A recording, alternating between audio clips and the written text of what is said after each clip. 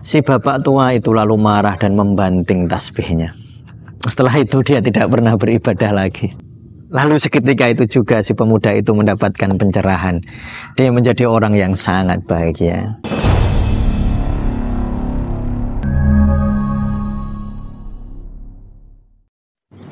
Assalamualaikum warahmatullahi wabarakatuh.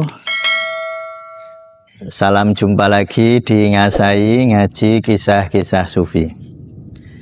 Kali ini kita akan mengambil hikmah dari sebuah kisah. Ada seorang tua, bapak tua yang sangat rajin ibadah kepada Allah Subhanahu wa Ta'ala. Bukan hanya sholat-sholat wajib, tetapi segala macam sholat sunnah juga diamalkan. Dia sangat berharap dia akan mencapai kebahagiaan dengan ibadah-ibadah itu. Suatu ketika ada rasa bosan bagi si bapak tua itu, karena setelah lama dia beribadah kepada Allah, tidak kunjung juga dia bahagia. Malaikat datang menemuinya, lalu bertanya kepada bapak itu apa kabarnya. Si bapak menjawab bahwa kabarnya kurang baik, karena sudah sekian lama saya beribadah, tapi belum juga saya bahagia, kata si bapak. Lalu si bapak itu meminta kepada malaikat, wahai malaikat, tolong tanyakan kepada Allah, berapa lama lagi saya harus ibadah sehingga saya bisa bahagia, kata si bapak. Lalu malaikat menemui seorang pemuda yang juga sangat rajin beribadah. Tetapi bedanya si pemuda ini beribadah dengan sukacita. Beribadah dianggapnya sebagai sebuah keindahan itu sendiri. Malaikat datang kepada si pemuda itu, wahai pemuda, aku akan datang kepada Allah. Adakah titipan pertanyaan darimu untuk Allah? Si pemuda menjawab, tidak ada pertanyaan sedikit pun. Kalau engkau memang mau menghadap Allah, sampaikan salam rinduku kepadanya. Maka malaikat itu lalu datang kepada Allah dan menanyakan tentang pertanyaan dari si bapak tua, kapan si bapak tua itu harus beribadah lagi agar dia bisa bahagia? Berapa lama lagi dia harus beribadah agar dia bahagia? Tetapi si malaikat juga bertanya kepada Allah, berapa lama lagi si pemuda itu akan bahagia? Walaupun pemuda tadi tidak ingin ditanyakan.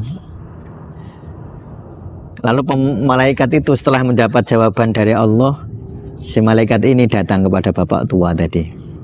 Dia bertanya, bapak tua bertanya kepada malaikat, wahai malaikat, sudahkah engkau tanyakan kepada Allah berapa lama lagi saya harus beribadah agar saya bahagia?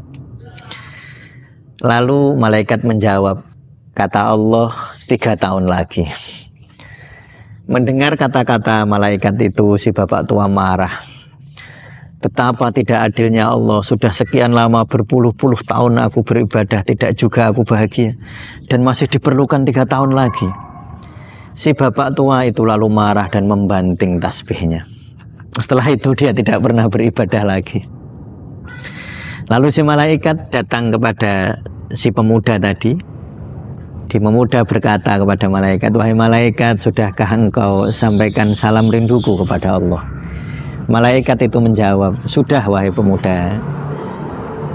Lalu malaikat berkata, wahai pemuda, maukah engkau saya beritahu sebuah informasi yang saya dapatkan dari Allah?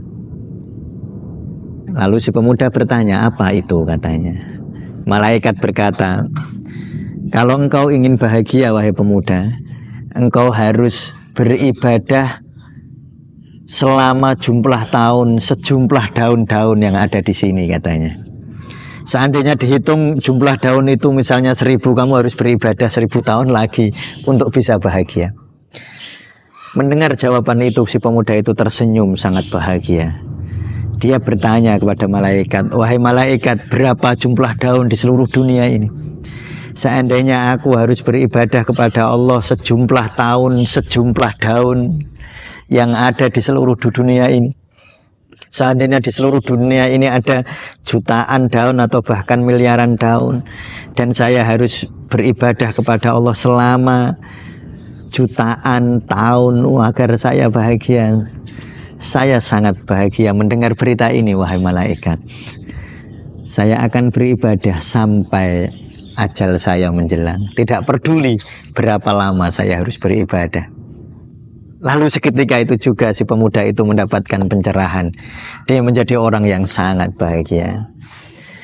Kawan-kawan sufi, teman-teman sufi, sahabat-sahabat sufi yang dimuliakan Allah, ini adalah sebuah kisah yang memberikan hikmah besar kepada kita semua. Kita sering merasa bahwa beribadah harus menghasilkan hal-hal yang bersifat material. Jika saya sholat, saya akan mendapatkan keuntungan demikian dan demikian. Jika saya tahajud, akan mendapatkan keuntungan ini dan keuntungan itu. Tetapi kita sering tidak menyadari bahwa sesungguhnya ibadah itu sendiri adalah sebuah kenikmatan besar. Kita sesungguhnya tidak harus bertanya, dengan sholat ini saya mendapatkan nikmat apa? Melalui sholat ini saya akan mendapatkan apa? Kita harus menyadari bahwa sholat itu sendiri adalah sebuah kenikmatan besar, yang kenikmatan sholat itu sendiri tidak bisa jika dibandingkan dengan kenikmatan-kenikmatan lain. Nikmat sholat adalah kenikmatan yang jauh lebih sempurna, jauh lebih luar biasa dari kenikmatan-kenikmatan materi yang lain.